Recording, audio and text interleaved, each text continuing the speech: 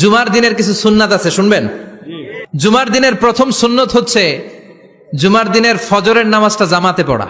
সবাই কয় খাইছে, হুজুরে দর্শে জায়গা মতো আসল জায়গায়। জুমার নামাজের প্রথম সুন্নত হচ্ছে ফজরের নামাজটা কি পড়া? জামাতে।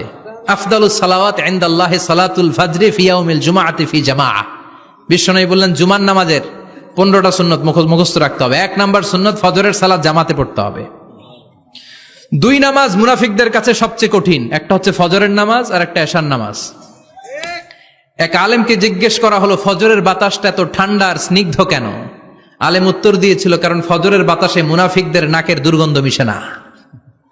ফজরের বাতাসটা স্নিগ্ধ, ফজরের সময় আল্লাহওয়ালাদের আনাগোনা, মুসল্লিদের আনাগোনা, ইসলামের পক্ষের শক্তির আনাগোনা। চিল্লায় বলেন ঠিক কিনা? মসজিদে নববীতে জুমার নামাজের দৃশ্য আর ফজরের নামাজের দৃশ্য ছিল এক। বাংলাদেশে ফজরের নামাজের দৃশ্য আর জুমার নামাজের দৃশ্য এক নাকি?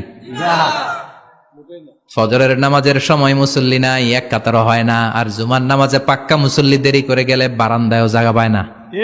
কথা কন? তাহলে ফজরের নামাজটা আমরা জামাতে পড়বো ইনশাআল্লাহ। ইনশাআল্লাহ এত আসতে ইনশাআল্লাহ, আরো জোরে পড়েন ইনশাআল্লাহ।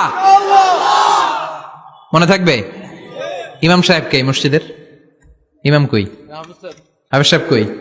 কালকে দেখবেন যে কি অবস্থা হয় ফজরের সময়। জুমার নামাজের মতো ভিড় হবে, আসা যাবে না। কথা কয় না? 2 নাম্বার সুন্নাহ হচ্ছে আসিওয়াক, মেসওয়াক করা। মাথরাতুন লিল ফাম মারদাতুন লির রাব। মেসওয়াক করলে দাঁত পরিষ্কার থাকে, আল্লাহ খুশি হয়ে যায়।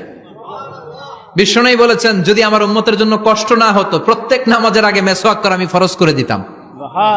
মেসওয়াক ছিল বিশ্বনবীর জীবনের শেষ আমল। এই মেসওয়াক করে বিশ্বনবী শেষ নিঃশ্বাস ত্যাগ করেছেন। আপনার নবী, আমার নবী, ওনার জীবনের সর্বশেষ আমল ছিল কি? সুবহানাল্লাহ কইবেন না?